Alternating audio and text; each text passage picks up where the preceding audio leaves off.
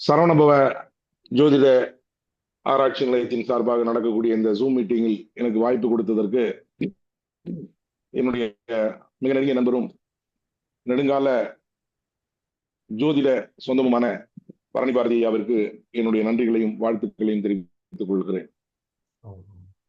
அதே போல இதில் கலந்து கொண்டிருக்கக்கூடிய அனைத்து நிர்வாகிகளுக்கும் உறுப்பினர்களுக்கும் எனக்கு இந்த வாய்ப்பை வழங்கியதற்கு என்னுடைய நன்றியினையும் வாழ்த்துக்களையும் தெரிவித்துக் கொள்கிறேன். எல்லாம் வல்ல இறையும் பிரபஞ்ச சக்தியையும் என்னுடைய குரு நாகாவையும் சிரம் தாழ்த்தி வணங்கி என்னுடைய இந்த ஜூம் மீட்டிங்கான உரையை துவக்குகிறேன். பொதுவா ஐயா பேசலாங்களா? கண்டினியூ பண்ணலாமா? ஐயா நீங்க பாட்டுக்கு அப்படியே பேசிட்டு இருக்க வேண்டியதாங்க ஐயா. நான் எல்லாத்தையும் மீட் போட்டுட்டேன். எந்த டிஸ்டர்பன்ஸும் 1 மணி நேரத்துக்கு உங்களுக்கு இருக்காது. எந்த சந்தேகமா இருந்தாலும் கடைசியில் ஒரு 2 நிமிஷம் 5 நிமிஷம் பேசுவாங்க ஐயா. நீங்க பாட்டு கண்டினியூவா பேசிட்டே இருக்கலாம். தாராளமா. எனக்கு இன்றைக்கு கொடுக்கப்பட்டிருக்கக்கூடிய தலைவு ராகுவின் யோகங்களும் அவயோகங்களும். பொதுவாகவே ஜோதிடத்துல ராகுக்கு யோகங்கள்னு எதுவும் எனக்கு குறிப்பிட்டிருக்கிறதா எனக்கு தெரியல. அதே போல இந்த ராகுவை பற்றி பத்தியும் நான் தான் நிறைய பேசிட்டு இருக்கிறேன். ஆனா அதற்கு அப்புறமாக இந்த ராகுவுக்குள் நான் வந்து இந்த ராகு சம்பந்தப்பட்ட விஷயங்களை ஆராய்ச்சிக்கு எடுத்து நான் பயணப்பட்ட காலகட்டங்கள்ல பாத்தீங்கன்னா பழமை வாய்ந்த ஜோதிடர்கள், மிக பழமையான ஜோதிடர்கள் சில விஷயங்களை சொல்லியிருக்காங்க. ராகுவை பத்தி சில விஷயங்களை சொல்லியிருக்காங்க. அதையெல்லாம் நான் எடுத்துக்கொண்டு இந்த விஷயங்களுக்குள்ள ஆழ்ந்து நம்ம நுழைவதற்கு முன்னால், ஒரு விஷயத்தை ராகுவை பத்தி நம்ம எடுத்து உள்ள ஆழ்ந்து நுழைவதற்கு முன்னால், அப்ப ராகுன்னா யாருன்னு நமக்கு தெரிஞ்சுக்கணுமே அப்படின்னு எல்லாரையும் போல கூகுள் பண்ணி பார்த்தா அதுல வந்து பிளானட்டரி கிடையாது, அது வந்து ஒரு கிரகம் இல்லை.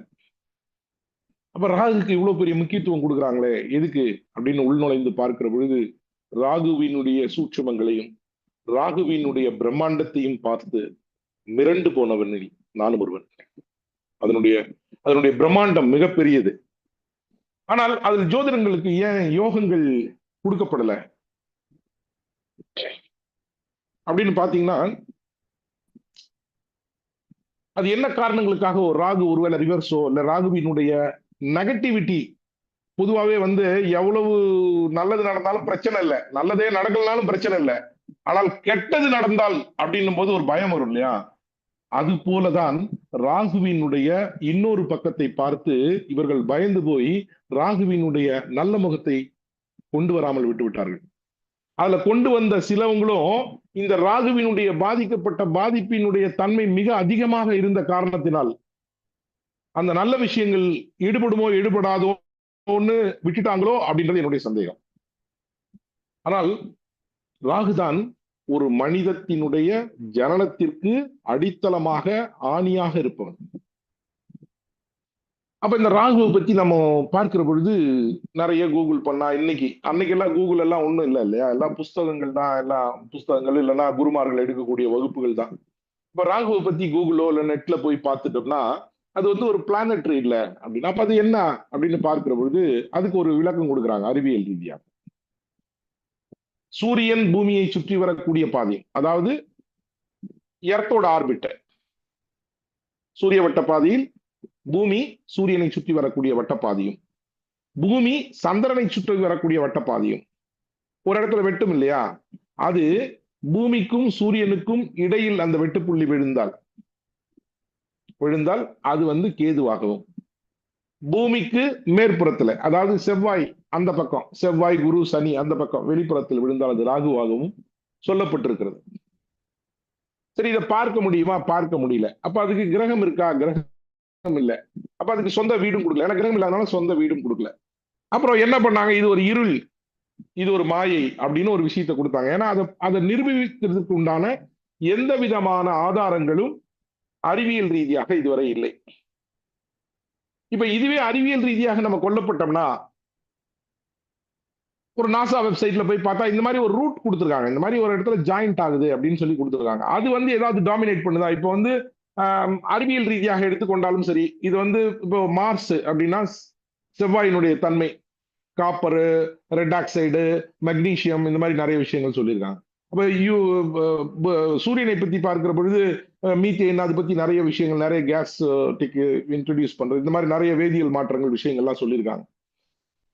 குருவுக்கும் சில தன்மைகள்லாம் கொடுக்கப்பட்டிருக்கு, சனிக்கும் சில தன்மைகள்லாம் கொடுக்கப்பட்டிருக்கு. இதெல்லாம் வச்சு கூகுள்ல சொல்றாங்களே தவிர இந்த ராகு அப்படின்னு போய் பார்க்கிற பொழுது பாத்தீங்கன்னா அதுக்கு வந்து ஒரு பெரிய இது இல்லை. ஏன்னா அதுக்கு காரணம் என்னன்னா, அது ஒரு நிதர்சனம் இல்லாத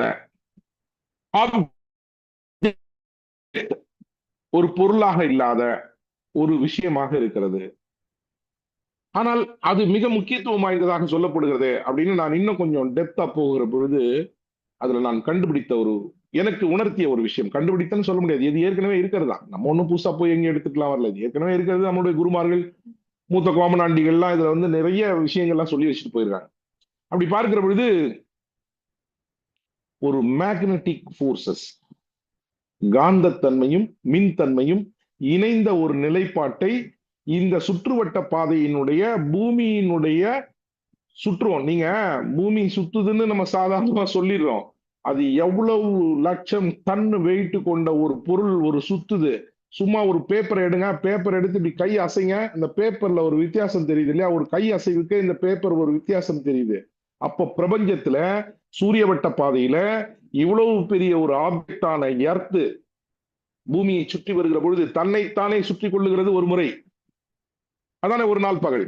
அப்படி சுற்றி கொண்டு ஒரு முறை அது நகருகிற பொழுது அதனுடைய வேகமும் அது விளைவிக்கக்கூடிய தன்மையும் விசையும் எப்படி இருக்கணும், ஜஸ்ட் இமேஜின். இதுல சந்திரன் வேற ரொட்டேட் ஆகுது பூமியை. அப்போ இந்த ரொட்டேஷன் அந்த ரொட்டேஷனும் எப்படி இருக்கும் பாருங்க. மிக்சிக்குள்ள கலக்கின மாதிரி ஒரு பெரிய மிக்சியை 3ஆம் நம்பர்ல வச்சு கலக்கின மாதிரி ஒரு பெரிய ஒரு மாற்றத்தை நிகழ்த்துகிறது. இந்த மாற்றத்தினுடைய வெட்டு புள்ளிகள் இது ரெண்டும் இணைகிறது. இந்த விசைகள் ரெண்டும் இணையுது. இப்படி ஒரு காத்தடிக்குது, இப்படி ஒரு காத்தடிக்குது. இந்த ரெண்டு காத்து ஒரு இடத்துல போய் ஜாயிண்ட் ஆகுற பொழுது ஒரு விஷயம் ஏற்படுத்துகிறது. அதுதான் இந்த ராகுகீர்கள். இது புலப்படாத, விளக்க முடியாத, தெரிவிக்க இயலாத, காண முடியாத, ஆனால் ஒரு சக்தி. சரி, இது இப்படி இருக்கு. அப்ப இது என்ன விளைவுகளை ஏற்படுத்துகிறது அப்படின்னா, இது ஏன் ரிவர்ஸ்ல சுத்துதுன்னு சொல்றாங்க. அது ரிவர்ஸ்ல எல்லாம் சுத்தல. நம்ம இருந்தா நம்மளுக்கு எதிர்ப்புறம் தான் நிழல் விடும். நீங்க நடந்தீங்கன்னா உங்க கூட இந்த பக்கம் வரும். அதான் அது, அந்த மூமெண்ட் தான். அந்த மூமெண்ட் தான் அந்த ராகு கேதுவோட மூமெண்ட். ராகு கேது மூமெண்ட் அது ரிவர்ஸ்ல தான் சுத்தணும். இதெல்லாம் விதி. அது ரிவர்ஸ்ல வர்றதுனாலதான் இப்படி பிரச்சனைகள். அதெல்லாம் இல்ல. இது இயல்பான ஒரு நிழல் கிரகம், ஒரு ஷேடோ பிளானட். பிளானட் இல்ல, ஷேடோ, ஒரு நிழல். அப்ப நம்ம நடந்தோம்னா நம்மளுக்கு ஆப்போசிட்ல தான் நிழல் விழும். அப்ப ஒரு கிரகம் பூமி போச்சுன்னா பூமிக்கு ஆப்போசிட்ல தான் நிழல் விழும்.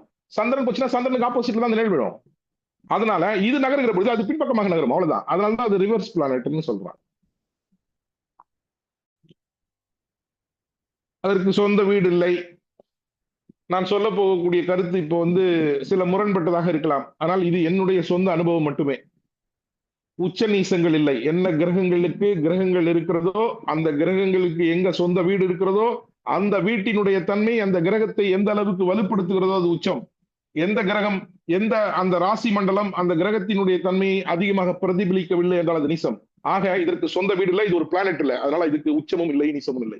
ஏன்னா நிறைய பிரச்சனை இருக்கு. ரிஷப விருச்சிகத்துல ராகு கேது உச்ச நீசமா இல்ல.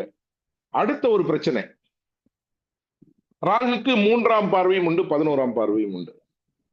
அது பிளானட்டரியே இல்லையே, அப்புறம் தானே அதுக்கு பார்வை. அப்ப அந்த 3 பார்வையும் இல்லை, 11 பார்வையும் இல்லை. இது என்னுடைய தனிப்பட்ட கருத்தையா, என்னுடைய அனுபவம். நான் எந்த விஷயங்களுக்குள்ளும் வராதவன், இந்த சர்ச்சைகளுக்குள்ளே வராதவன். ஆக இந்த மாதிரியான ஒரு பிளானட்டரி இல்லாத, ஒரு ஆப்ஜெக்ட் இல்லாத ஒரு விஷயம் எவ்வாறு இவ்வளவு முக்கியத்துவம் வாய்ந்ததாக இருக்கிறது அப்படின்னு நான் பார்க்கிற பொழுது, நான் பொதுவாகவே எல்லா விஷயமும் 3 நிலைப்பாடுகள்ல இருந்து ஒரு விஷயத்தையும் நான் எடுத்து ஆராய்வேன். ஒண்ணு அறிவியல் ரீதியாக, இன்னொன்னு பயாலஜிக்கல் ரீதியாக அப்படின்னு பார்க்கிற பொழுது மருத்துவ ரீதியாக வச்சுக்கலாம். மருத்துவ ரீதினா அது கூட வந்து ஒரு நோய்க்கு செய்யக்கூடிய ஒரு விஷயம் மருத்துவம். இது நோய் அல்ல, இது உற்பத்தி, பயாலஜிக்கல். நம்முடைய உடம்பில் இருக்கக்கூடிய உயிரியல் தன்மைகள்ல என்ன விதமான மாற்றங்களை இது கொண்டு வருகிறது அப்படின்னு பார்க்கறது. ஒரு பிளானட்டுக்கு ஒரு விஷயம் இருக்கு, இல்லாமலாம் இல்ல. அதனாலதான் நான் நிறைய மேடைகள்ல நான் சொல்லுவேன், ஜோதிடம் பொய்ன்னு யாராவது சொன்னாங்கன்னா சொல்லுங்க, நான் ப்ரூஃப் பண்றேன். பயாலஜிக்கலா ப்ரூவ் பண்ணலாம், உடல் உயிர் ஆன்மால ப்ரூவ் பண்ணலாம். ஜோதிடம் இருக்கு, ஜோதிடம் மாறும், ஜோதிட தன்மைகள் மாறும். உடலியல் மாற்றங்களையும் பிளானட்டரியோட மூவ்மெண்ட்ஸையும் நீங்க ரொம்ப க்ளோஸா வாட்ச் பண்ணிட்டே வந்தீங்கன்னா தெளிவா உங்களுக்கே தெரிஞ்சிடும். அதே போல ஒரே ஒரு விஷயம் சொல்லி முடிச்சிடறேன். இந்த ஜோதிடம் என்பது ஏதோ வேப்பில் அடிச்சு குறி சொல்ற விஷயம்லாம் இல்ல. இது ஒரு பிரபஞ்ச ரகசியம். இவ்வளவு விஷயங்களை இந்த கோமனாண்டிகள் கண்டுபிடித்து, இன்றைக்கு சித்தர்கள் யார் யாரோ பெரிய பெரிய ஞானிகள் கண்டுபிடித்து எழுதியிருக்கிறார்களே, இவர்களெல்லாம் டெலஸ்கோப் இருந்ததா, பைனாக்குலர் இருந்ததா, இல்ல ராக்கெட்ல போனாங்களா? இல்ல. இங்க நிகழக்கூடிய நிகழ்வுகளினுடைய கணக்கீடுகள் அங்கு நிகழ்ந்ததாக எடுத்துக்கொண்டார்கள், அல்லது அங்கு நிகழ்ந்த ஒரு விஷயம் இங்கு நிகழ இருக்கிறது அல்லது நிகழ்ந்து கொண்டிருக்கிறது. அப்ப இதுக்கு அதுக்கு உண்டான காம்பினேஷன் இருக்குன்ற கால்குலேஷன் தான். இங்க பார்த்து கொண்டிருக்கக்கூடிய எல்லா நண்பர்களும் ஒன்று ஜோதிடர்களாக இருப்பார்கள், அல்லது ஜோதிட ஆர்வலராக இருப்பார்கள். இவருக்கு எல்லாம் ரொம்ப சிம்பிளான விஷயம், ஜோதிடம் பொய் அப்படி இப்படின்னு சொன்னாங்கன்னா ஒரே ஒரு விஷயம் தான் சார், பயாலஜிக்கலா சொல்லுவோம். ரொம்ப டெப்தாலாம் போக வேண்டாம். நைட்டு வேணா தூக்கம் வருது, நமக்கு காலையில விழிப்பு வந்துருது, ஆக்டிவ் ஆயிடும். 11 மணிக்கு நம்மளால தூங்க முடியாது. சிலவங்க தூங்குறாங்க, அது வேற விஷயம். பட் பொதுவாக இயல்பாக நம்மளுடைய உடம்பு நிலை அவ்வாறாக அமைக்கப்பட்டிருக்கிறது. இதுக்கு என்னடான்னா, ஒரு பிரெயின் சிஸ்டத்துல 2 ஃப்ளூயிட் ஃபார்ம் ஆகுது பாருங்க. இரவு சூரியன் குறைய துவங்கியவுடன், சூரியன் மறைந்தவுடன் அந்தியில் நம்ம பிரெயின்ல ஆட்டோமேட்டிக்கா dopamine system dopamine fluid form ஆக ஆரம்பிச்சு. அந்த டொபமைன் ஃப்ளூயிட் ஃபார்ம் ஆக ஆரம்பிச்ச உடனே உங்களுடைய பிரெயின் சிஸ்டத்தை ஸ்லோ பண்ணும், உங்களுக்கு தூக்கத்தை கொடுக்கும், உங்களுக்கு ஓய்வு தேவைப்படும். இது டொபமைன் செய்யக்கூடிய ஒரு விஷயம். இந்த டொபமைன் சிஸ்டம் ஒரு 8 ஹவர்ஸ் வேலை பார்க்கும், 12 ஹவர்ஸ் வேலை பார்க்கும். மறுபடி வெளிச்சம் உங்க கண்ணில் பட்ட உடனே இந்த டொபமைன் அடங்கி செனட்டரின் ஓபன் ஆகும். இந்த செனட்டரின் சுரக்க ஆரம்பிச்ச உடனே நீங்க ஆக்டிவ் ஆயிடுங்க, வேலை பார்க்க முடியும் இல்லையா? அப்போ சந்திரனுடைய தன்மையில டொபமைன் வருது, சூரியனுடைய தன்மையில செனட்டரின் வருது. அதானே இன்றைக்கு அதை மாற்றிக் கொண்டிருக்கிறார்கள் இந்த ஐடி பசங்க. நைட் டே ஷிஃப்ட், நைட் ஷிஃப்ட்ல மாற்றிக்கொண்டு அவர்களுடைய பயாலஜிக்கல் உயிரியல் தன்மைகளில் மிகப்பெரிய மாற்றங்கள் ஏற்படுகிறது. அதனால்தான் இன்னைக்கு மிகப்பெரிய சைக்கலாஜிக்கல் ப்ராப்ளம்ஸ், ஒரு விஷயத்தை தாங்கக்கூடிய மனசக்தி இல்லாத ஒரு நிலைப்பாடுகள்லாம் வரக்கூடியதுக்கு காரணம் இந்த செனட்டரின் டொபமைனோட இன்பேலன்ஸ். உங்களதான் இந்த ஜோதிடத்தை நீங்க தாராளமா உண்மையை நிரூபிக்கலாம், ஈஸியா நிரூபிக்கலாம். சூரியன் வரல என்ன ஆகும்? 15 நாள் சூரியன் வரல சார், இருட்டாவே இருக்கு, என்ன ஆகும்? இந்தியாவை பொறுத்தவரை நம்ம தான் சென்டர் பாயிண்ட்ல இருக்கும் பூமத்திய ரேகையில. இந்தியாவை பொறுத்தவரை மிகப்பெரிய கால மாற்றங்கள் நிகழ்விடும், மனநிலை மாற்றங்கள் நிகழ்ந்துவிடும், உடலியல் மாற்றங்கள் நிகழ்ந்துவிடும். சூரியன் உதிக்கலாம் 15 நாளைக்கு, சந்திரன் வரவே இல்லை, முழுக்க முழுக்க சூரியனாகவே இருக்கிறது, நிகழ்வா? அப்போ இந்த சந்திரனும் சூரியனும் என்ன நிலைப்பாட்டை வானவெளியில் ஏற்படுத்துகிறதோ அந்த நிலைப்பாட்டு மனிதனுடைய உடல்நிலையில எந்த விதமான தன்மைகளை ஏற்படுத்துகிறதோ அதைத்தானே நாம் கணித்து ஜோதிடமாக சொல்கிறோம். அடிச்சு சொல்லலாம் சார், இல்லைன்னா வர சொல்லுங்க யாராவது, ஜோதிடம் பொய்ன்னு சொன்னா பேசிக்கலாம். பயாலஜிக்கலாக கடந்த 24 வருடங்களாக என்னுடைய ஓய்வு நேரங்கள், நான் தொழில்முறை ஜோதிடன் அல்ல, நான் ஜோதிடம் தொழில்முறையாக பார்ப்பதில்லை. எனக்கு ஏதோ இதுல ஒரு ஆர்வம், ஒரு ஈடுபாடு. நான் ஒரு வியாபாரி, ஏதோ ஒரு பிசினஸ் பண்ணிட்டு இருக்கிறேன், வேற பல்வேறு விஷயங்கள்ல ஈடுபட்டு இருக்கிறேன். இந்த ஜோதிடம் அதுவாக என்னிடம் ஒட்டி கொண்டது இல்ல, நான் போய் அதை பிடிச்சிட்டேன்னா எங்க 2 பேருக்குமே தெரியல. அதனால இதை சார்ந்து ஜோதிடம் பொய் உண்மை அப்படின்றதெல்லாம் தாண்டி பயணிக்கணும். இதுக்கு கடந்த 23 ஆண்டுகளாக என்னுடைய ஓய்வு நேரங்களை இதற்கு செலவிட்டு இதில் பல்வேறு விஷயங்களை எடுத்து வைத்திருக்கிறேன். ஒரு அடிபட்ட உடம்ப ஃபுல்லா ஒரு எம்ஆர்ஐ ஸ்கேன்ல பாடியை உள்ள இன்சர்ட் பண்ணிட்டு வெளியில உட்கார்ந்த ஸ்கிரீன்ல அந்த பாடி உள்ள போக போக அவனுக்கு கட்டம் போட்டது உண்டு. என்ன லக்னத்தில் பிறந்திருப்பான்னு நினைத்தது உண்டு. அவனோட பாடி சிஸ்டம் உள்ள போக போக அந்த எக்ஸ்பிளனேஷன் வந்துட்டே இருக்கும் ஸ்கிரீன்ல. ஆர்வ கோளாறு. இந்த உடம்பை கண்டுபிடித்து இந்த உடம்பை வைத்து இவனுக்கு ராசி கட்டம் போட்டு விட முடியுமா, இவனுக்கு லக்னம் குறித்து விட முடியுமா அப்படின்னு ஒரு ஆர்வ கோளாறு. அதுபோல பல்வேறு விஷயங்கள் எடுத்திருக்கிறேன். பிரெயின் டெட் அவர்களுக்கு என்ன விதமான தன்மைகள் இருக்கும் அப்படின்னு இந்த ஸ்கேனிங்ல, ஃபுல் பாடி ஸ்கேனிங்ல பார்த்திருக்கிறேன். இதெல்லாம் ஒரு காலகட்டங்கள் நிகழ்ந்தது. இது போல் ஆராய்ந்து பல்வேறு விஷயங்களை எடுத்து வைத்ததனுடைய விளைவு ஜோதிடம் உண்மைன்னு பல்வேறு இடங்களில் சொல்ல முடியும், பேச முடியும், ஆணித்தரமாக சொல்ல முடியும். இது போல தன்மைகள்ல பயணிக்கிற பொழுது இந்த ராகுவினுடைய தன்மைகள் எங்கு வருகிறது உயிரியல்ல அப்படின்னு பார்க்கிற பொழுது மிரண்டு போன இடம் இதுதான். நேற்று கூட ஒரு நண்பர் பேசினார், என் கூட ரொம்ப நேரம் பேசினார், போன்ல பேசி நிறைய விஷயங்கள் அவருடைய சந்தேகங்களை கேட்டார். ஜோதிடம் யாருக்கு பார்க்க வேண்டும்? இந்த ஜோதிடம் என்பது யாருக்காக? நாமே இல்ல, மனித இனமே இல்லைன்னா ஜோதிடம் எங்கிருந்து இருக்கும்? அப்போ ஜோதிடம் யாருக்காக? மனித இனத்திற்கு. அப்ப மனித இனம் எவ்வாறு தோன்றுகிறது? ஒரு மனிதன் எவ்வாறு தோன்றுகிறான்? அதை தெரிந்து கொண்டால் தானே ஜோதிடம் சொல்ல முடியும். நீங்க ஒரு நெல்லை விளைவிக்கிறீங்க அப்படின்னா அந்த நெல்லை பற்றிய தன்மை தெரிந்து கொண்டால் தான் அந்த நெல்லுக்கு என்ன விதமான மண் தேவைப்படுகிறது, எவ்வளவு தண்ணி ஊத்தணும், என்ன விதமான சூழ்நிலையில் அது வளரணும் தெரியும். ஆக ஒரு மனிதனுடைய ஜனத்தை பற்றி தெரிந்து கொள்ளாமல் ஜோதிடம் உரைப்பதை பாரு. ஜோதிடம் என்பது மனிதனுக்காக, நமக்காக தான். நான் ஏற்கனவே ஒரு மேடைகளை திருச்செங்கோட்டில் கூட சொன்னேன், கண்ணு தெரியாதவர்களுக்கு ஜோதிடம் சொல்ல முடியுமா? உங்களுடைய ராசி மண்டலமே உங்களுடைய கண் தான். புதுசா சொல்றீங்க, ராசி மண்டலம் பேப்பர்ல இருக்கு. பேப்பர்ல அது நம்ம போடக்கூடிய வரைபடம். மேசராசி, இந்த இந்த இந்த காணொலியை பார்த்து கொண்டிருக்கக்கூடிய நிறைய நண்பர்களுக்கு மேசராசி இருக்கும். எல்லாருக்கும் ஒரே மாதிரியான ராசி மண்டலமா? இல்ல. ஒருத்தர் ஆட்டோ ஓட்டுகிறார்,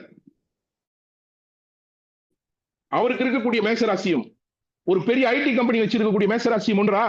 இதை வைத்துதான் ஜோதிடம் பொய்ன்னு சொல்லிட்டு இருப்பாங்க. இதே ஒரே டைம்ல பிறந்தாங்க, அப்ப அந்த டைம்ல தான் அவரு நல்லா இருப்பாரு, அவர் மட்டும் ஐடி கம்பெனி ஓனராக ஆட்டோ ஓட்டுறாங்க. ராசி மண்டலங்கள் வேறு. இந்த கண் தான் அதற்கு காரணம், பார்வை தான் அதற்கு காரணம், காட்சி தான் அதற்கு காரணம். ஜோதிடம் என்பது எங்கு தோன்றுகிறதுனா நான் கண்ணு தான் சொல்லுவேன். கண்ணை மூடிக்குங்க, ஜோதிடம் தெரியாது உங்களுக்கு. எப்படி தெரியும்? நீங்கள் எந்த விஷயங்களை பார்த்திருக்கிறீர்களோ, பார்த்து உள்வாங்கி வைத்திருக்கிறீர்களோ, அதை காட்சியாக பொதித்து வைத்திருக்கிறீர்களோ, அந்த காட்சியாக பொதித்ததினுடைய விளைவுதான் உங்களுடைய நடைமுறை வாழ்க்கையில் எண்ணங்களாக மனங்களாக விரிகிறது. அந்த எண்ணங்களாக மனங்களாக விரியக்கூடிய தன்மைகள் தான் செயல்பாடுகளாக மாறுகிறது. அப்ப உங்களுடைய எண்ணம் எவ்வாறெல்லாம் இருக்கும்? நீங்க எந்த விஷயத்தை பார்ப்பீங்க? இப்ப நம்ம 2 பேர் ரோட்ல நடந்து போலாம் சார், ஒரே தெருவில் நடந்து போலாம், ஒரே ஆப்ஜெக்ட பாக்குறோம் 2 பேர். ஒரு ஆட்டோ வருகிறது, என்னுடைய மனத்தில் தோன்றியதான் உங்களுடைய மனத்தில் தோன்றுமா? இல்ல. ஏன்னா நீங்க கடந்து வந்த, நீங்க உங்களுக்குள் வைத்திருக்கக்கூடிய, உங்களுக்குள் பதிந்திருக்கக்கூடிய நினைவுகளினுடைய அடிப்படையில் அந்த ஆட்டோ உங்களுக்கு வெளிப்படும். ஒரு உதாரணத்துக்கு சொல்றேன், ஆட்டோ மோதி உங்க சொந்தக்காரங்க யாரோ ஒருத்தர் இறந்துட்டாங்க அப்படின்னா ஆட்டோவை பார்த்தோன்னா உங்களுக்கு பயம் வரும். எனக்கு நாங்க 2 பேரும் ஆட்டோல ஜாலியா ஏறி கைத்தட்டி பாட்டு பாடி விசில் அடிச்சுட்டு போன சிந்தனைகள், அந்த பதிவுகள் என்னுள்ள இருக்கிற போது ஆட்டோ பார்த்தோன்னே சரிடா மாப்பிள்ள ஒரு நாள் இன்னொரு நாள் ஒரு நாள் போகணும்டா அப்படின்னு தோணும். ஆக என்னுடைய சிந்தனை வேறு, உங்களுடைய சிந்தனை வேறு. இந்த இடம்தான் ராசி. இதை பத்தி நிறைய பேசிட்டே போயிட்டு இருக்கலாம். நிறைய பேர் சொல்லுவாங்க, இவர் இதே மாதிரி கதை அளந்துட்டே இருக்கிறாரு, ராகு பத்தியே பேச மாட்டாரு அப்படின்னு. ராகு பத்தியா பேசிட்டே இருக்க, இதுதான் ராகு. அப்ப உயிரியல் தத்துவார்த்தங்களில் எடுத்துக்கூடிய பார்க்கக்கூடிய பொழுது ஜோதிடத்துல என்ன சொல்றாங்கன்னா, தந்தை வழி உறவுகளுக்கு காரகன் ராகுங்க.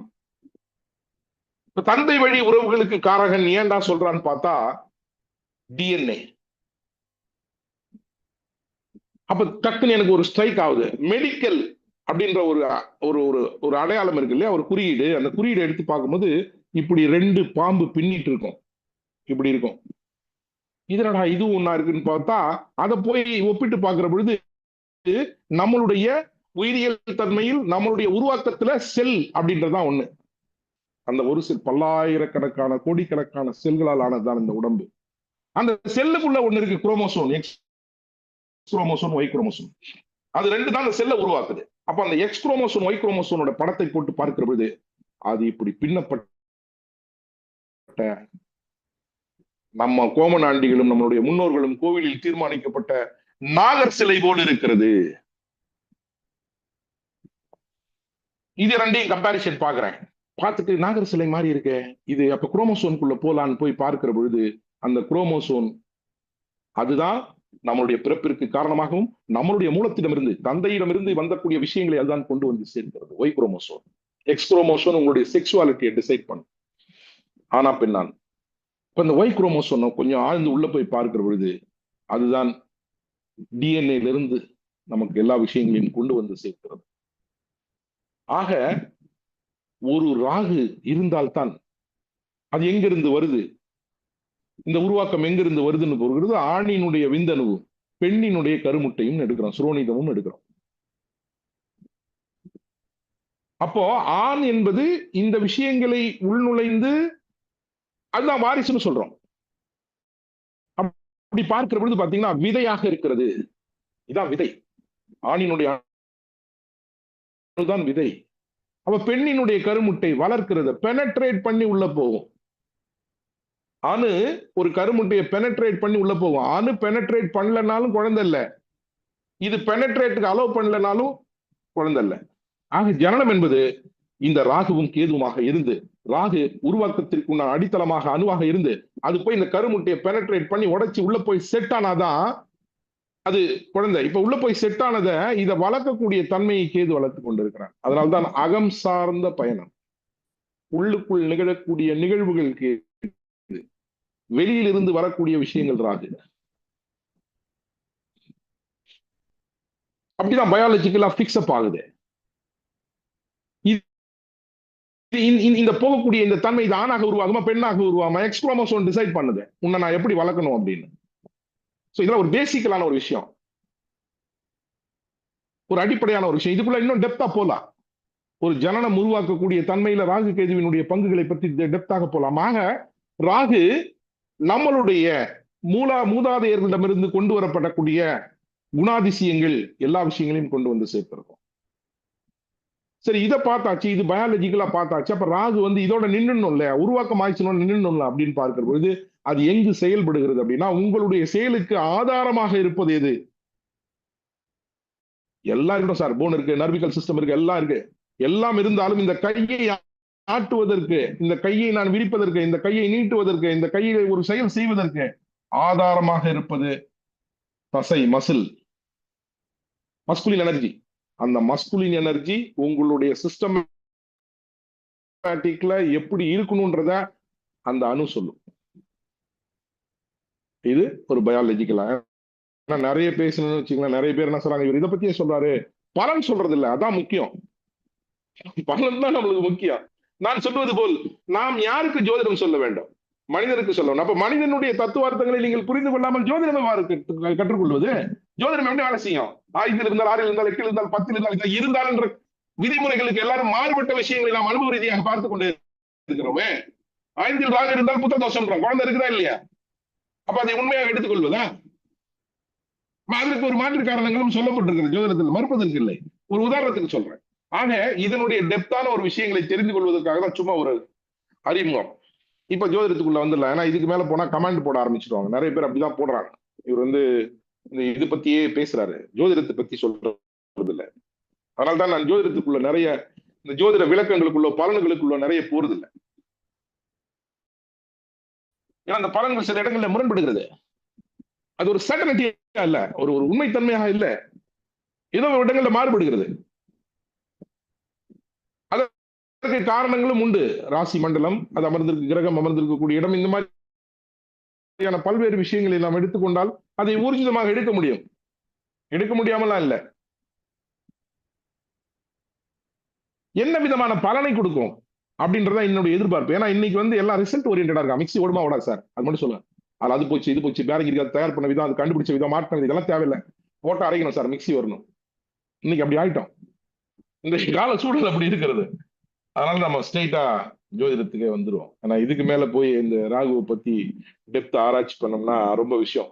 இதை பார்த்து கொண்டிருக்கக்கூடிய நண்பர்களுக்காக ஒரே ஒரு விஷயத்தை மட்டும் சொல்லிக் கொள்கிறேன். இந்த ராகு ஒவ்வொரு இடங்களிலும், இந்த உலக ரீதியாக, பிரபஞ்ச ரீதியாக, பூமி ரீதியாக, இந்த ஒவ்வொரு இடங்களிலும் ஒவ்வொரு கிரகங்களினுடைய தன்மைகள் பொதிந்து கிடக்கிறது. எப்படி பொதிந்து கிடக்கிறதுனா, கிராஸ்பிங் பவர்.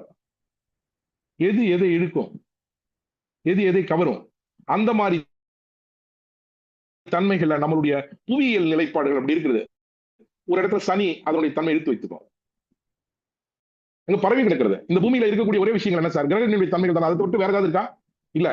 அப்ப இந்த கிரகங்களுடைய தன்மைகளால் தான் உங்களுடைய உருவாக்கம் இருக்கும், இந்த பூமி இருக்கும். இந்த பூமியை எந்தெந்த கிரகங்கள் எவ்வாறெல்லாம் அணுகுகின்றன, அந்த அணுகக்கூடிய விஷயங்களை எதெல்லாம் இழுத்து வைத்துக் கொண்டிருக்கிறது, அந்த இடம் சனி சார்ந்தது, அந்த இடம் சூரியன் சார்ந்தது, அந்த இடம் புதன் சார்ந்தது, அப்படிதான் இருக்கும்.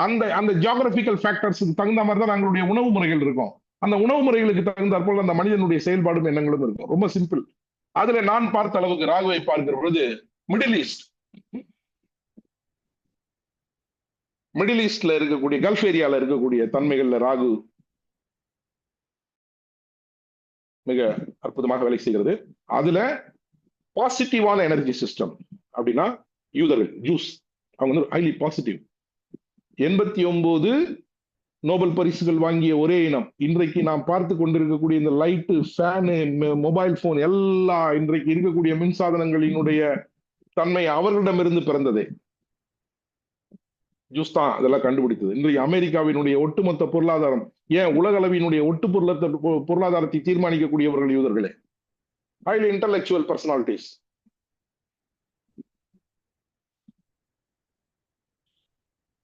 highly intellectual personalities.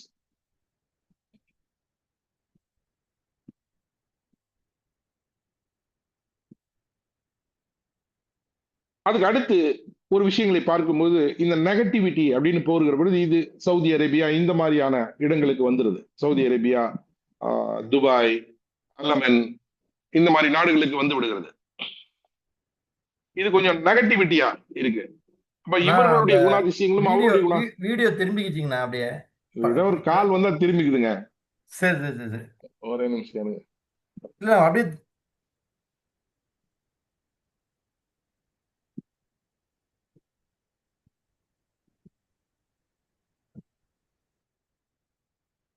இந்த ரொட்டேட் பட்டனை ஆஃப் பண்ணி வச்சீங்கன்னா சரியா இருக்கும்.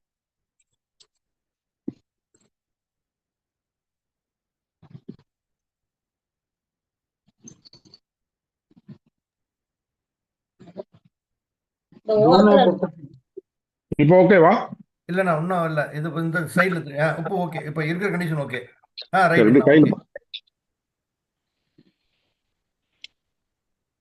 ஆக இந்த நெகட்டிவிட்டி தன்மைகளை பார்க்கிற பொழுது அது இந்த ஏரியால இருக்குது. அது அரேபியர்களினுடைய தன்மைகள், அவர்களுடைய உணவு முறை, அவர்களுடைய பழக்க வழக்கங்கள், ஏனால் அவர்கள் எல்லாம் கடல் கொள்ளைக்காரர்களாக இருந்தவர்கள். சோ இதை பார்க்கிற பொழுது இந்த தன்மை மாறுபடுகிறது. அப்போ நான் என்ன பண்ணேன்னா பாசிட்டிவா யூதர்களை பத்தி நிறைய விஷயங்கள் எடுக்கிற பொழுது அவர்களுடைய தத்துவார்த்தங்கள் எல்லாம் வேறு விதமாக இருக்கிறது. நம்ம எல்லாம் ஃபாலோ பண்றது கம்மி சார். 159 தத்துவார்த்தங்களை. அவங்கதான் 159 முழுமையாக இருக்கிறார். ஒரு யூத பெண்ணினுடைய, ஒரு யூத ஆணினுடைய விந்து ஒரு யூத பெண்ணில் தான் கருவுறும். அவங்களுடைய டிசைன் மாறவே மாறாது. நாமெல்லாம் பல்வேறு கலப்பிடங்களை தாண்டி வந்துட்டோம். முகல் டைனஸ்டி 920 வருஷம், அதுக்கப்புறமா பிரிட்டிஷ் பீரியட் ஒரு 500 சில வருஷம், அதுக்கப்புறம் சாளுக்கியர்களினுடைய படையெடுப்பு, இப்படி நிறைய விஷயங்களை தாண்டி வந்துட்டோம். ஆனா அவங்க இன்னும் கலப்பிடம் இல்லாமல் ஒரே மாதிரியாக இருக்கிறார்கள். அவங்களுடைய அந்த சிஸ்டம் அதே மாதிரி போயிட்டே இருக்கும். அந்த குரோமோசோன்ஸ்ல இருந்து அவங்க கொண்டு வரக்கூடிய எல்லா விஷயங்களும் போய்கொண்டே இருக்கும். எதுக்காக இந்த ஒரு உதாரணத்தை சொன்னோம்னா, நிறைய பேர் நம்ம எடுக்கிறோம் ராகுன்னு முஸ்லிம்ஸ் பத்தி எடுக்கிறோம். இதுக்கு காரணமே இதுதான். அந்த இடங்கள்ல தான் அந்த இடத்தை போய் நான் பார்த்து விட்டு வந்தேன். அந்த ராகுவினுடைய death centre point of Rahu. 3 மதங்கள் தோன்றிய இடம் ஜெருசலேம். 3 மதங்கள் தோன்றிய இடம். ஒரு மதமும் இன்றைக்கு உலகை ஆளக்கூடிய தன்மையில இருக்கக்கூடிய ஒரு மதங்கள், கிறிஸ்துவ மதமும், முஸ்லிம் மதமும், யூத மதமும், 3 மதங்கள் தோன்றிய இடம். சோ அங்க பார்க்கிற பொழுது அவர்களுடைய உணவு முறைகள் பார்த்தீங்கன்னா நிறைய புரோட்டீன் எடுத்துக்கிறான். Juice high protein. புரோட்டீன் இல்லாம அவங்களால சாப்பிடவே முடியாது. அப்ப பார்த்தோம்னா நம்ம எடுத்த அந்த மஸ்குலின் லெவலுக்கு அவங்க எடுத்துக்கொள்ளக்கூடிய உணவு முறை, ஒரு மஸ்குலின் எனர்ஜியை தூண்டக்கூடியது புரோட்டீன் தான். அப்ப அதனாலதான் அதை எடுக்கிறானோ அப்படிலாம் தோணியது. அதே போல் நம்மளுடைய தன்மைகள்ல பார்க்கிற பொழுது ராகுக்கு எது அப்படின்னு எடுத்த உடனே மிக மோசம்னு சொல்றோம். நாயன்மார்கள் 63 நாயன்மார்கள், யாராவது கோயிலுக்கு போயிருந்தீங்க பாத்தீங்கன்னா நிறைய பேரினுடைய படிச்சே வாங்க மக நட்சத்திரமும் இந்த சுவாதி நட்சத்திரம் இந்த மாதிரி ராகு கேதுவினுடைய நட்சத்திரங்களே பிறந்தவர்களாக இருப்பாங்க. 63 நாயன்மார்கள்லயும் நீங்க பாத்தீங்கன்னா படிச்சுட்டே வந்தீங்கன்னா அதிக பேர் ராகு கேது நட்சத்திரங்கள்ல இருப்பாங்க. அப்ப படைப்புகள்ல இது ஒரு மிகப்பெரிய வித்தியாசத்தை கொடுக்கிறது. ராகு என்பவன் எல்லாம் என்னன்னோ சொல்லுவாங்க, போகக்காரகன். என்னை பொறுத்தவரையும் ராகு என்பவன் மிகப்பெரிய ஞானக்காரகன். கேது என்பவன் மோட்சக்காரகனாக நான் எடுத்துக் கொள்கிறேன். என்னுடைய தனிப்பட்ட அனுபவம்.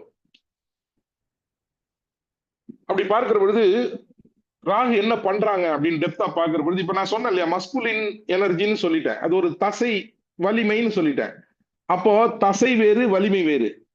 தசைன்றது ஒரு ஆப்ஜெக்ட், ஒரு பொருள். வலிமை என்பது ஒரு இயக்கம். அந்த இயக்கத்தை நாம் உள்ளாக்கி பார்க்கிற பொழுது பாத்தீங்கன்னா இந்த கை மூவ்மெண்ட்ல அது ஃபோர்ஸ் கொடுக்குறது, எல்லாம் ஃபோர்ஸ். அந்த ஃபோர்ஸ் தான் ராகு. அப்ப அந்த ராகு எடுத்து பார்க்கிற பொழுது அது எந்த கிரகத்தோடு சேர்கிறதோ, எந்த கிரகத்தோடு இணைகிறதோ, எந்த பாவத்தில் போய் அமர்கிறதோ, எந்த ராசிக்குள்ள அது போய் இருக்கிறதோ, அந்த விஷயங்கள்லாம் அதை எடுத்துட்டு பவர்ஃபுல்லா வேலை பார்க்குது. அதான் வலிமை. இப்ப ராகு கேது தோஷம்னு சொல்றாங்க. ஆனா ராகு கேது முக்கியத்துவம் எடுக்கிறாங்க ஜோதிடத்துல. இப்ப ராகு கேது எடுத்தீங்கன்னா 12 பாகங்களே ராகு கேது தோஷமா தானே சொல்லப்பட்டிருக்கு. ஒண்ணுல ராகு இருந்தா 7ல கேது கலத்திர தோஷம். இங்க கேது இருந்தா அங்க ராகு கலத்திர தோஷம். 2ல கேது இருந்தா 8ல ராகு கலத்திர தோஷம். இப்ப 3, 6, 11 சொல்லியிருக்காங்களே சார். இப்ப பாருங்க 3ல வந்து ராகு இருக்கு, 9ல என்ன இருக்கும்? கேது இருக்கும். அப்ப 9ல ஒரு பெண்ணுக்கு கேது இருந்தால் புத்திர தோஷமாக சொல்லப்பட்டிருக்கிறது, பாக்கிய குறைவாக சொல்லப்பட்டிருக்கிறது. அப்ப 3ஆம் பாவத்தை மட்டும் நீங்க எப்படி எடுத்துப்பீங்க ராகு கேதுக்கு? ராகு 3ஆம் பாவத்துல பவர்ஃபுல்லா வேலை செய்யும். அதீதமான தைரியம், மிகப்பெரிய இருட்டு வீட்டுல குருட்டு பூனை தாவன மாதிரி தாவும். மிகப்பெரிய தைரியம், எவ்வளவு பெரிய பிரச்சனைகளும் சமாளிக்கும். அவருடைய கம்யூனிகேஷன் இதெல்லாம் நெகட்டிவ். இது பாசிட்டிவ் ஆயிடுங்க. 3ஆம் பாவத்துல ராகு இருக்கிறவங்க எக்ஸலண்டான கம்யூனிகேஷன் இருக்கும். பிரமாதமான வார்த்தைகளை போட்டு நறுக்கு தெரிச்ச மாதிரி அந்த வார்த்தைக்கு அவர்கள் கடத்தக்கூடிய விஷயங்களுக்கு அந்த வார்த்தை தான் சரி அப்படின்ற மாதிரி ஒரு வார்த்தையை போடுவாங்க. 3ஆம் பாவத்துல கம்யூனிகேஷன் ஸ்கில் எக்ஸலண்டா இருக்கும். 4ஆம் பாவத்துல ராகு இருக்கிற பொழுது 10ஆம் பாவத்துல கேது இருக்கும். இல்ல 4ஆம் பாவத்துல கேது இருந்தால் 10ஆம் பாவத்துல ராகு இருக்கும். இப்ப 10ஆம் பாவத்தினுடைய ராகு 10ல் பாவி பலம், பாம்பு மிக பலம் அப்படின்ற மாதிரி நம்ம விதிகள் எடுத்தோம்னா ஒரு வேற்று விதமான தன்மைகளை தொழில் கொடுத்தாலும் இங்க சுகம் போச்சே நல்ல. 4ஆம் பாவத்துல கேது உட்கார்ந்து இருப்பார் இல்லையா, சுகம் போச்சு, தந்தை தாய்க்கு பிரச்சனை. 5ஆம் பாவத்துக்குள்ள வரும். 5ஆம் பாவத்துல கேது இருந்தால் பூர்வ புண்ணிய தோஷம், குலதெய்வ தோஷம் சொல்லுகிறோமா இல்லையா? 11ஆம் பாவத்துல ராகு இருக்கும். 11ஆம் பாவம் என்பது என்னன்றது எல்லாருக்கும் தெரியும். அங்க ராகு இருந்தால் சிறப்பா. ஆக 12 பாவங்கள்லயும் ராகு கேதுகள் பிரச்சனைகளே. ஆனால் இதுல பாசிட்டிவா இப்ப சொன்ன பாருங்க 3ஆம் பாவத்துக்கு. அதே போல லக்னத்தில் ராகு இருந்தால் அப்படின்னா ஹைலி நல்ல அவருடைய பிசிக் ஃபர்ஸ்ட் கிளாஸா இருக்கும். நல்ல லார்ஜ் ஷோல்டர் மசில், நல்ல ஃபிட்னஸ் மசில் இருக்கும். கடினமாக உழைக்கக்கூடியவர், எந்த ஒரு விஷயத்தையும் பிடிவாதமாக இருந்து செய்து முடிக்கக்கூடிய வல்லமை. 7ஆம் பாவத்தில் கேது இருந்து கொடுக்கக்கூடிய தொந்தரவத்தை லக்னத்தில் இருக்கக்கூடிய ராகு மேனேஜ் பண்ணுவாரு இல்லையா? 2ஆம் பாவத்துல ராகு இருந்தால் வார்த்தைகள்ல கொஞ்சம் கத்தி தெரிச்ச மாதிரி இருக்கும். ஆனால் அவர் அப்படி பேசுகிறது தான் அவருடைய தன்மைக்கு நன்றதாக இருக்கும். நம்மளுக்கு வெளியில இருந்து பார்க்கும்போது தப்பு, பாம்பு கொத்துற மாதிரி கொத்துறாருன்னுவாங்க. அதனால அதற்கும் இதற்கும் சம்பந்தம் இல்லை. அப்ப அவருக்கு அது நல்லதாக இருக்கும். 3ஆம் பாவத்துல ராகு இருக்கிற பொழுது சொல்லிட்டு எக்ஸலன்ட் கம்யூனிகேஷன். 4ஆம் பாவத்துல ராகு இருக்கிற பொழுது, 4ஆம் பாவத்துல ராகு இருந்தா ரொம்ப தப்பு சார், சுகஸ்தானத்துல போய் ராகு இருக்கு, அவர் தேவையில்லாம அந்த மதம் இருந்தா தண்ணி அது இதையும் போட்டு பெரிய அவருடைய கேரக்டர் ப்ராப்ளமா இருக்கும். இருக்கட்டும், நெகட்டிவ். பாசிட்டிவ் வாங்க. ஃபர்ஸ்ட் கிளாஸான வீடு கட்டுவார், பிரமாதமான கிராண்டமான வீடு. 4ஆம் பாவத்திலே ராகு இருக்கிற ஒரு வீடு கட்டினார்னா அவருடைய டேஸ்ட்டுக்கு தகுந்த மாதிரி வீடு இருக்கும். Orange colour, purple colour paint அடிச்ச வீடுகள்லாம் பாருங்க 4ஆம் பாவத்துல ராகு இருக்கும் அவங்க வீட்டுல எல்லாம். யாரோ ஒருத்தருக்கு சாதாரண கார் அவருக்கு பிடிக்காது, ஹைலி சொபிஸ்டிகேட்டட் வெஹிக்கிள் வேணும். 5ஆம் பாவத்தில் ராகு இருக்கிறது பூர்வ புண்ணியம் தெரியாமல் இருக்கலாம். ஆனால் அவருடைய டெப்த் நாலேஜ், அறிவுன்னு ஒரு விஷயம் இருக்கு இல்லையா, வேறு விதமாக இருக்கும். அவருடைய desires, different type of desires இருக்கும். அதை நோக்கி பயணிப்பாங்க. 6ஆம் பாவத்திலே ராகு கடினமான உழைப்பு. நான் ஒரு பாவத்துக்கும் பலன் சொல்ல. ஆக இந்த மாதிரி ராகு தன்னுடைய தன்மைகள்ல ஒவ்வொருவராக வெளிப்படுகிறார். அவருடைய தன்மை ஒரு பவர்ஃபுல் ஃபோர்ஸ் சார். அதுல நீங்க என்ன இன்புட் பண்றீங்களோ அது பவர்ஃபுல்லா வேலை செய்யும்.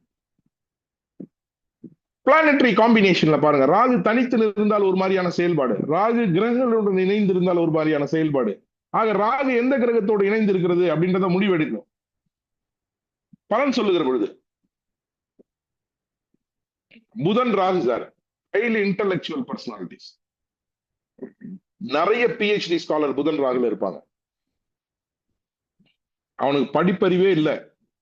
ஒருத்தர்லாம் பாத்தீங்கன்னா 8வது தான் படிச்சிருக்காரு. புதன் ராகு காம்பினேஷன்.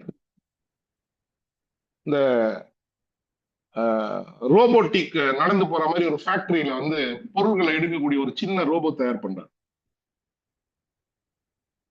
நான் பார்த்திருக்கிறேன். அவருடைய ஜாதகத்தை பிறகு புதன் ராகு. என்ன சார் படிச்சிருக்கீங்க கேட்டா 8வது தான் படிச்சிருக்கீங்க. பெரிய மெக்கானிக் இருப்பாங்க அந்த காலங்கள்ல.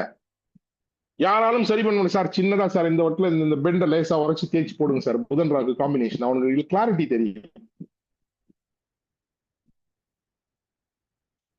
சுக்கிரன் ராகு தன்னை அற்புதமாக வெளிப்படுத்திப்பாங்க. சார் இதுல நெகட்டிவ் இருக்கு, இல்ல நான் சொல்ல வரல, நெகட்டிவ் இருக்கு, நம்ம பாசிட்டிவா பார்ப்போமே. சார் சுக்கிரன் ராகு இருந்துன்னா அவர் பெரிய காதல் மன்னன் சார், அப்படி சார் இப்படி சார் இருக்கட்டுமே, நல்லதானே, ஜாலியா இருக்குதார் லைஃப்ல. ஆக ராகு என்பது ஒரு விசை, ஒரு தன்மை. சூரியனுடன் ராகு இணைகிற பொழுது சூரியனை ராகு சாப்பிடுறாரு இல்லையா, ஹைலி டாமினேஷன். அந்த டாமினேஷன் ரிவர்ஸ்ல வேலை செய்யும் அவங்களுக்கு, அதனால அவர்களுக்கு பிரச்சனைகள் ஏற்படும். ஆனால் அதே ராகு சூரியன் ராகு தன்மையில குறுகிய காலத்தில் அரசாங்க உத்தியோகத்தில் மிகப்பெரிய உச்சநிலைக்கு போறவனு சூரியன் ராகு காம்பினேஷன் தான். இதை மறுக்க முடியுமா யாராவது? அப்ப நம்ம பாசிட்டிவ் எடுக்கலாமே. ஆக ராகு ஒரு பவர்ஃபுல்லான ஒரு ஃபோர்ஸ். அந்த ஃபோர்ஸ்க்குள்ள நீங்க என்ன இன்புட் பண்றீங்களோ அதை சார்ந்துதான் வரும். பொதுவாகவே நான் பார்க்கக்கூடிய விஷயங்களுக்கு இந்த பெண்களுக்கு சந்திரன் ராகு அப்படின்றது மட்டும்தான் என்னை பொறுத்தவரை கொஞ்சம் நெகட்டிவா தெரியுது. ஏன்னா ஹைலி எமோஷனலா இருப்பாங்க, டக்குன்னு அழுவாங்க, டக்குன்னு உணர்ச்சி வசப்படுவாங்க, கொஞ்ச நேரத்துல பாத்தீங்கன்னா நார்மலுக்கு வந்துருவாங்க. நம்மளுக்கு புரியாது அவங்களை பத்தி. இந்த சந்திரன் ராகு மட்டும்தான் ஹைலி எமோஷனல், ஹைலி இன்ஃபுளுன்சியல். நிறைய பேர் இன்னொருத்தவங்க சொல்றது அப்படியே கேட்டுப்பாங்க. சந்திரன் ராகு இருக்கிறவங்க அதை சார்ந்து இவங்க அதை சார்ந்து வந்து என்ன பண்ணுவாங்கன்னா ரிஃப்ளெக்ட் பண்ணுவாங்க. அதே போல இந்த சனி ராகு விஷயங்கள் நெகட்டிவாக சொல்லப்பட்டிருக்கு. ஆனா சனி ராகு காம்பினேஷன்ல இருக்கிறவங்க நிறைய பேரு கர்மாவை நோக்கி அதை நோக்கி பயணப்படுகிறவர்கள் அப்படின்னு நிறைய வித்தியாசங்கள் இருக்கிறது. செவ்வாய் ராகு ஒரு ஆர்மியில பவர்ஃபுல் ஆபீசராக இருக்காரு, ஒரு போலீஸ்ல ஒரு பவர்ஃபுல் ஆபீசரா இருக்காரு, ஒரு யூனிஃபார்ம் ஜாப்ல பவர்ஃபுல் ஆபீசரா இருக்காரு. சனி ராகு காம்பினேஷன் அவரே ரவுடியாக இருப்பதற்கு வாய்ப்புகள் உண்டு. ஏன்னா இது நெகட்டிவிட்டி எல்லா கிரகத்துமே இருக்கு சார். எல்லாத்துக்கும் நான் வந்து எல்லாரும் தான் சொல்லுவாங்க, சார் நீ எதுக்கு சார் ராகு இவ்வளவு பெரிய சப்போர்ட் பண்ணிட்டு இருக்கீங்க? இல்ல நான் உணர்ந்ததனால சொல்லுகிறேன். ராகு என்பது ஒரு மாபெரும் சக்தி, உணர்ந்ததனால சொல்றேன். ராகு எனக்கு 5 கிரகங்கள் ராகு கேது நட்சத்திரம் எனக்கு இதுக்கு பவர்ஃபுல்லானது. சூரியன், செவ்வாய், சுக்கிரன் எல்லாமே ராகு ஸ்தானம். ஆக அதனால் உணர்ந்திருக்கிறேன். நான் ஒரு குறுகிய காலகட்டங்களில் ஒரு உச்சத்தை பார்த்தவன், மிகப்பெரிய உச்சத்தை பார்த்தவன் நான். பொருளாதார ரீதியாகவும் சரி, அறிவியல் ரீதியாகவும் சரி. ஏன் நான் இவ்வளவு தூரம் தேடி போன என்னுடைய நாலேஜுக்கு காரணமே எனக்கு புதன் வீட்டில் ராகு. அப்போ அந்த இன்டலெக்சுவாலிட்டி, நீங்க ஒரு விஷயத்தை தேடுகிறீர்கள், ஒரு விஷயத்தை எடுக்கிறீங்கன்னா அதுக்கு காரணம் ராகம் தான். இது எல்லா பாவத்தில் இருந்தாலும் அது அந்தந்த பாவத்திற்கு உண்டான மைனஸ் பிளஸஸ் இருக்கும்.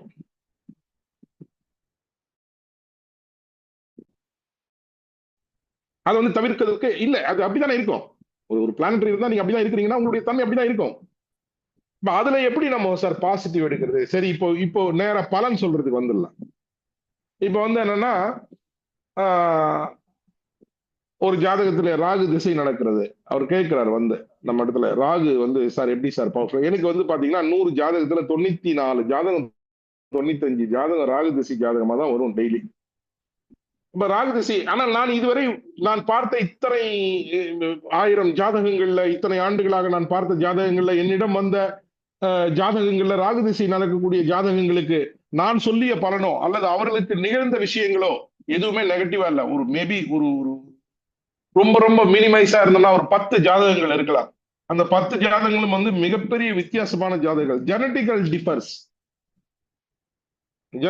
டிஃபர்ஸ்னா உங்களுக்கு என்ன சொல்றது, மரபணு விஷயங்கள்ல மாற்றங்கள் நிகழ்ந்திருக்கிறது. நான் சொல்லக்கூடிய விஷயங்கள்ல வந்து இது சரவணபவ ஜோதிட ஆராய்ச்சி நிலையத்திற்கு இந்த விஷயத்தை ஷேர் பண்றதுல கூட எனக்கு கொஞ்சம் தயக்கம் இருக்கு. இருந்தாலும் அதை நான் ஷேர் பண்ணணும்னு நினைக்கிறேன். என்னன்னா 4ஆம் பாவத்திலே ராகு இருந்து திசை நடத்துகிறார். 34 வயசு பெண். அந்த பெண் திருமணமாகி 2 குழந்தைகள் இருக்கிறது. அந்த பெண்ணுக்கு ஜெனட்டிக்கல் டிரான்ஸ்பார்மேஷன் நடக்குது. பெண் ஆணாக மாறுகிறாள். பெண் ஆணாக மாறுறாங்க சார். சைக்கலாஜிக்கலா எப்படி டிரான்ஸ்ஜெண்டர் இருக்கிறாங்களோ அது வந்து பை பர்த்ல வந்தது. ஆனா இந்த பொண்ணுக்கு திருமணமாகி 2 குழந்தை பெற்றதுக்கு அப்புறம் டிரான்ஸ்ஃபார்ம் ஆகுது ஜெனட்டிக்ஸ்.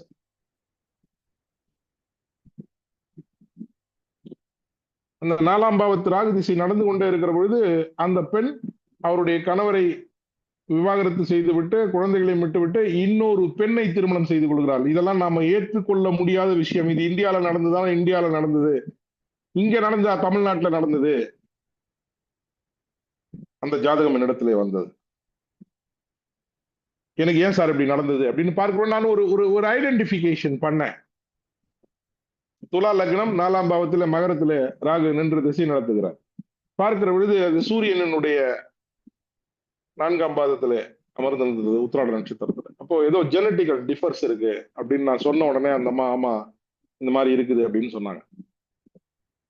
சோ இது போல சில மாதிரியான வித்தியாசங்கள், சில ஒரு அபூர்வமான விஷயங்கள் மாறுபடலாம். நானும் பார்த்திருக்கேன். அதே போல ராகுவில இது மாதிரி ஒரு 10 ஜாதகங்கள் ஏதாவது வித்தியாசமான விஷயங்கள், இல்ல ரொம்ப ஒரு ட்ரக் அடிக்ஷன், இந்த மாதிரியான விஷயங்கள் ஒரு 10 ஜாதகங்கள் வந்திருந்தால், எண்ணிடத்தில் வந்திருந்தால் அது அதிகம். நான் சொன்ன அதற்கு உண்டான பலன்களும் அவர்களிடத்தில் நடக்கக்கூடிய விஷயங்களும் ஏறத்தாழ ஒரு 80% ஒத்து வந்தது. ஆனா அதுக்கப்புறமாக நான் பார்க்கக்கூடிய ராகுதிசை ஜாதகங்கள்ல நிறைய பேர் பெரிய பெரிய நிலைகள்ல பார்த்திருக்கிறேன். 12ஆம் பாவத்துல இருந்து தசை நடத்துது, ஒரு சாதாரண ஒரு வேலையாளா இருக்கிறாரு. 12ஆம் பாவத்துல ராகு திசை வருது சார், எப்படி சார் இருக்கும்னாரு. நான் சொன்னேன் ராகு திசை இனிஷியேட் ஆகட்டும், கொஞ்சம் வெயிட் பண்ணுங்கன்னு சொன்னேன். அவருக்கு ஒரு இடத்துல நல்ல இடத்துல வேலை கிடைச்சது. அந்த வேலையை வச்சுட்டு சார் இதுவே எனக்கு போதுமானதுனாரு. இல்ல நீங்க வெயிட் பண்ணுங்க, இன்னும் உங்களுக்கு வேற ஒரு ஃபாரின் ஆப்பர்ச்சுனிட்டிஸ் வரக்கூடிய வாய்ப்பு இருக்கு அப்படின்னா, இன்றைக்கு ராகு திசை செயல்பட்டு கிட்டத்தட்ட அவருக்கு ஒரு 12 ஆண்டுகள் நடந்துட்டு இருக்குன்னு நினைக்கிறேன். ஏசியன் பசிபிக் கண்ட்ரிஸ்க்கு அவர் தான் ஹெட். பாத்துங்க, $1 மில்லியன் சேலரி. சாதாரண ஆள், ரொம்ப சாதாரண ஆள். ஈரோடுல ஒரு சாதாரண ஒரு தொழில துவங்கி சாதாரண ஒரு வேலையில இருந்தார். 12,000 ரூபாய் சம்பளத்துல வேலைக்கு இருந்தார். சோ ஆக இந்த மாதிரி உச்சம் பார்த்த ஜாதகங்களை மிக அதிகமாக பார்த்திருக்கிறேன். அப்ப எப்படா இது ஒரு ராகு திசை நடக்குது, இந்த ராகு திசை இவருக்கு யோகமாக இருக்குமா அல்லது தோஷமாக இருக்குமா அப்படின்னு எப்படி எடுத்துக்கலாம் அப்படின்னு பார்த்தா, இப்ப நார்மலாக ஜோதிடத்திலே நம்மளுக்கு சொல்லப்பட்டிருக்கக்கூடிய விஷயங்கள் என்னவெல்லாம் சொல்லப்பட்டிருக்கிறது. ராகு அமர்ந்த இடம், ராகு ஏறிய நட்சத்திரம், ராகுக்கு வீடு கொடுத்தவன், இந்த 3ஐயும் நம்ம கணக்கெடுக்கணும். ராகுக்கு கால் கொடுத்த கிரகம் நல்ல நிலையில இருந்தால் ராகு நன்றாக செயல்படுவார். ராகுக்கு வீடு கொடுத்தவர் நல்ல நிலையில இருந்தால் உச்சமாங்கியோ ஆட்சி பெற்றோ அல்லது கேந்திர திரிகோணங்கள்ல இருந்தாலும் நல்ல பண்ணுவார். அப்ப ராகு அமர்ந்திருக்கக்கூடிய இடம் நன்றாக இருக்கிறதா, பாவம் சரியாக இருப்ப 3, 6, 11 தான் நம்ம ஆளுங்க சொல்றாங்க, மற்றதெல்லாம் தோஷம்னு சொல்றாங்க. இதை பார்த்து கொண்டிருக்கிற பொழுது வேற ஒரு விஷயம் எனக்கு தோன்றியது. எப்படின்னா, இந்த 1, 5, 9 இருந்து தான் இந்த விஷயங்களை என்னால் எடுக்க முடிந்தது. இந்த 1, 5, 9 பார்க்கிற பொழுது ஒரு விஷயத்தை, ஒரு கிரகத்தை இயக்குவது, 1 இயக்குவது எது? 9. 9 இருந்து தான் 1 வந்திருக்கும், அதானே மூலம். 9 இருந்து தான் 1 வந்திருக்கும். அப்போ 1 என்ன ப்ரொடியூஸ் பண்ண போது? 5. அப்போ இந்த 9ம் 5ம் இந்த 1ஐ தீர்மானம் பண்ணும், அதானே மூலமும் தீர்மானம் பண்ணும். நான் என்ன செய்யறேனோ அதுதானே என்னுடைய செயல்பாட்டை தீர்மானம் பண்ணும். அப்போ ராகுவுக்கு 5, 9 கிரகங்கள் இருந்தால் அது அந்த ஜாதகரினுடைய யோகாதிபதியாகவோ அல்லது அந்த ஜாதகரினுடைய லக்ன சுபர்களாகவோ அமர்கிற பட்சத்தில் அந்த ராகு யோகத்தை செய்வார். சரி சார், 5, 9 கிரகங்களே இல்லை அப்படின்னா அந்த 5, 9க்கு உண்டான அதிபதி எங்கு அமர்ந்திருக்கின்றார்களோ அவர்களுடைய தன்மையில இந்த ராகு அவருக்கு பலன் அளிப்பார். ஆதிபத்தியம் எடுத்துக்கணும், ஆதிபத்தியம் எடுக்காம இல்ல, பாவம் எடுத்துக்கணும். எந்த பாவம் 4ஆம் பாவத்தில் அமர்கிற பொழுது இந்த கிரகம் என்ன பண்ணும்? அதீதமான சுகத்தை கொடுக்குமா, தவறான சுகத்தை கொடுக்குமா அப்படின்னு எடுக்காம, இல்ல இவருடைய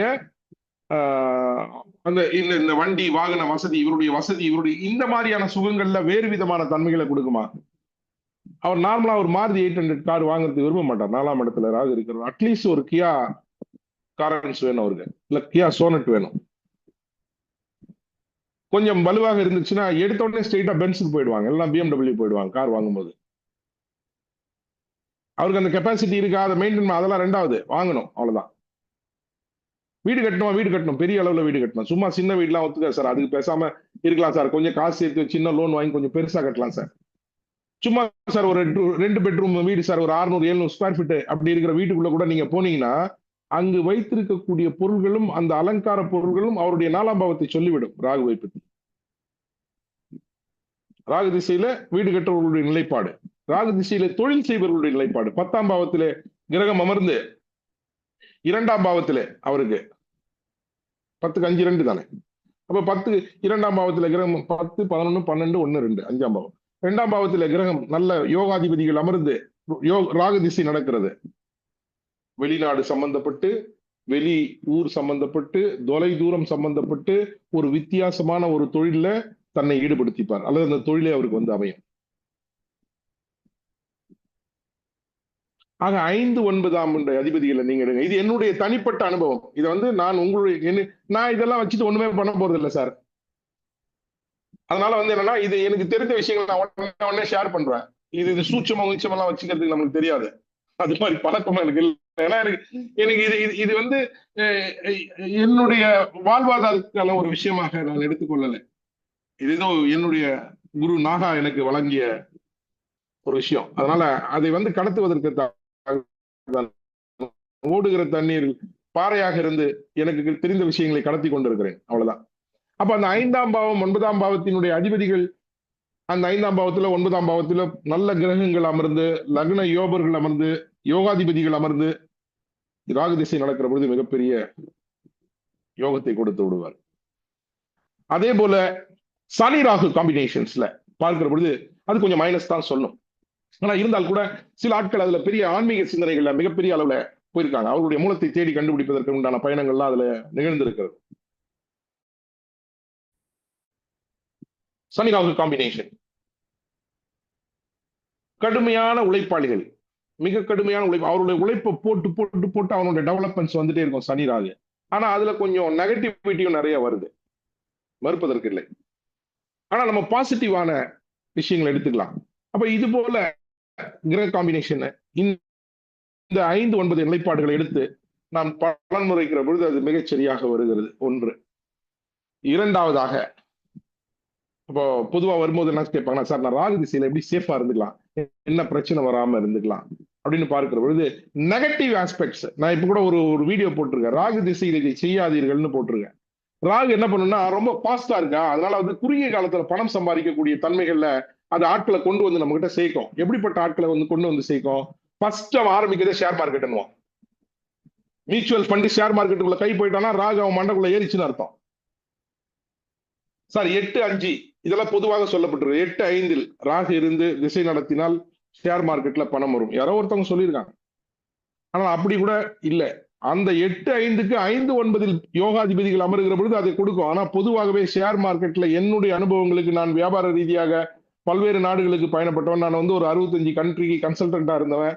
சோ இதெல்லாம் பார்க்கிற பொழுது எந்த ஒரு ஆளாவது ஷேர் மார்க்கெட்ல காசு சம்பாரிச்சு புள்ள குட்டிகளுக்கு வீடியோ சொத்தோ சேர்த்து வச்சிருக்கான்னு சொல்லுங்க பாப்போம். நோ. இன்றைக்கு தெரியும், இன்னைக்கு நான் 2 லட்சம் சம்பாரிச்சிட்டேன், 2 கோடி சம்பாரிச்சிட்டேன், 3 கோடி சம்பாரிச்சிட்டேன், அதுலயே தான் அந்த பணம் போகும்.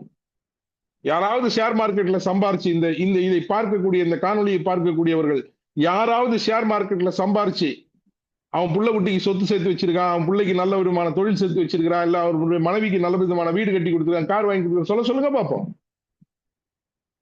அதுவும் ஒரு மாயை, ஷேர் மார்க்கெட் ஒரு மாயை. அப்ப அந்த ஷேர் மார்க்கெட்டுக்கு முதல்ல உங்களை புல் பண்ணும்.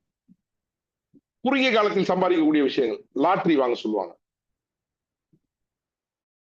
இல்ல இந்த 1க்கு 2 வட்டி கொடுக்குறான், 2000 ரூபாய் போட்டோம்னா 20,000 ரூபாய் வருமாமா, இந்த மாதிரியான விஷயங்கள்ல உங்களை தள்ளி உங்ககிட்ட இருந்து பிடுங்கும். இதெல்லாம் செய்யக்கூடாது சார்.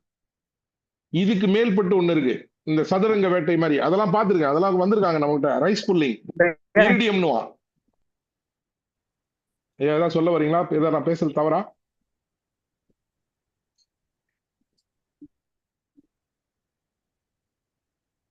ஓகே, இரிடியம் சம்பந்தப்பட்ட விஷயம். அதுக்கப்புறம் ரைஸ் புல்லிங்னுவான், டபுள் டக்கர்னுவான், என்னென்ன விஷயங்களும். அப்புறம் ஒரே டாலர் நம்பர் நோட்டு, ஒரு நம்பர் நோட்டு, இந்த நம்பர் நோட்டு இருந்ததுன்னா $10 மில்லியன் என்கிட்ட வந்தது ஒரு டைம். சார் இது வந்து சுவிஸ் டாலரு, இது வந்து 10 மில்லியன், இது போய் எங்களால மாத்த முடியாது, நீங்க மாத்தி கொடுங்கன்னு சொல்லி நான் அந்த பேங்க்குக்கு ஒரு ஃபேக்ஸ் அனுப்பினேன். ஃபேக்ஸ் அனுப்பினா அந்த பேங்க் அப்ரூவ் பண்றான், எஸ் அப்படின்னு சொல்லி. சரி, இதுக்கு எப்படி நான் பணம் மாத்துறதுன்னு கேட்கும்போது 100 வழி சொல்றான். ஆக அவன் கொடுத்த ஃபேக்ஸ் எல்லாத்தையுமே ட்ராக் பண்ணுவாங்க. இது ஒரு ஏமாற்றுத்தனமான ஒரு வேலை. இந்த மாதிரியான விஷயங்கள்ல லாட்டரி சீட்டு, ஷேர் மார்க்கெட்டு, இந்த மாதிரியான விஷயங்கள், மது அருந்துகிறவர்களாக இருக்கிறவங்க, இதெல்லாம் கொஞ்சம் நெகட்டிவ் தன்மை கொடுத்துரும். அப்போ இந்த மாதிரி விஷயங்களுக்குள்ள எல்லாம் பயணம் போகாமல் நேரடியாக நீங்க செய்யக்கூடிய தொழில அதீத கவனத்துடன் சிரத்தையுடன் இருந்து செய்கிற பொழுது ராகு நிச்சயமாக உங்களுக்கு உயர்நிலை வழங்குவார். இன்னொரு ஒரு விஷயம், இந்த ராகு திசை நடந்து அது எந்த பாவத்துல இருந்து வேணா நடக்கட்டும், அந்த ராகு திசை நடக்கிற பொழுது குறிப்பாக அது ரொம்ப நெகட்டிவா இருக்குன்னு உங்க மனசுக்கு பட்டீங்கன்னா ஒரு உதிராட்ச கோட்டை உங்களுக்கு கழுத்துல போட சொல்லுங்க. ஏன்னா உங்களுடைய எனர்ஜி சிஸ்டத்தை ஹோல்ட் பண்றதுதான் உதிராட்சம். 5 முக ருத்ராட்சத்தை கழுத்துல போட்டு சொல்லுங்க. குழந்தைகளுக்கு குறிப்பாக இந்த பருவ கால வயதுகளில் வருகிற பொழுது அவர்களுக்கு அந்த உதிராட்சம் ஆணுக்கோ அல்லது பெண்ணுக்கோ மிகப்பெரிய ஒரு 15 வயசு 20 வயசுல ராகு திசை வருகிற பொழுது இந்த ருத்ராட்சம் வந்து ரொம்ப மிகப்பெரிய அளவுல வேலை செய்யும். ஒருவேளை திருமணமான பெண்கள் ஒரு 24 வயசு அப்படி இருக்கிற பொழுது அவருடைய தாம்பத்திய நேரங்கள்ல மட்டும் அந்த கழுத்தி வச்சுக்கலாம், மற்ற டைம்ல அது கழுத்துல இருக்கட்டும். அது போக வந்து இந்த காலபைரவரினுடைய வழிபாடு மிகச்சிறந்த ஒரு வழிபாடு. அங்க போயிட்டு 24 மினிட்ஸ் அது எந்த பாவத்தில் ராகு எந்த பாவத்தில் அமர்ந்திருக்கிறதோ அந்த பாவ கிழமை, இப்ப உதாரணம் சந்திரன் வீட்டுல அமர்ந்திருக்கா கடகத்துல, திங்கட்கிழமை அன்னைக்கு போக சொல்லுங்க. சிம்மத்தில் அமர்ந்திருக்கா ஞாயிற்றுக்கிழமை அன்னைக்கு போக சொல்லுங்க. முடிந்தால் அந்த ஹோரைகள்ல அந்த கிரகம் ராகு அமர்ந்திருக்கக்கூடிய ராசியினுடைய கிரக ஹோரைகள்ல கோயில்கள் திறந்திருக்கக்கூடிய வாய்ப்புகள் இருக்கிற பொழுது அங்கு போய் ஒரு 24 நிமிஷம் அங்க உட்கார்ந்துட்டு வர சொல்லுங்க. இந்த காலபைரவரினுடைய சன்னதியில மிகப்பெரிய மாற்றங்களை ஏற்படுத்தும். இதையெல்லாம் விட வலிமை வாய்ந்ததாக இருக்கக்கூடிய இடம் ஜீவசமாதிகள். பல்வேறு சிவன் கோயில்களே ஜீவசமாதிகள் தான். ஜீவசமாதிகளின் மேல் தான் சிவன் கோயில்கள் அமைக்கப்பட்டிருக்கிறது. அந்த ஜீவசமாதிகளுக்குள்ள போயிட்டு வருகிற பொழுது அங்கு இருக்கக்கூடிய ஜீவன், அவங்க ஒரு ஸ்தம்பம் பண்ணியிருப்பாங்க ஜீவனை, அதுல ஜீவனுக்கிட்ட போயிட்டு வருகிற பொழுது உங்களுக்குள்ள இருக்கக்கூடிய எதிர்மறையான தன்மைகள் எல்லாம் போய் நேர்மறையான தன்மைகள் உள்ளக்குள்ள வர்றதுக்கு வாய்ப்புகள் உண்டு. அதே போல அந்த ஜீவசமாதிக்கு போகிற பொழுது கூட இந்த கிழமை இந்த ஹோரைகள் சொன்னேன் இல்லையா, இதனுடைய அடிப்படையில் அவர்கள் போகிற பொழுது அவர்களுக்கு மிகப்பெரிய ஒரு சிறப்பான ஒரு அமைப்பு வரும் அப்படின்னு நிறைய விஷயங்களை நான் பார்த்திருக்கிறேன். அதனாலதான் அந்த அனுபவ ரீதியாகத்தான் இந்த விஷயங்கள் இருக்கிறது. அதனால இந்த நெகட்டிவிட்டியான தன்மை கண்டிப்பா ஷேர் மார்க்கெட் இதுக்குள்ள இந்த மாதிரி குறுகிய காலத்துல பணம் சம்பாதிக்கக்கூடிய முதலீடுகள் இதுக்குள்ள எல்லாம் நீங்க போகவே கூடாது. அதுல போனாதான் மாட்டிக்கும்.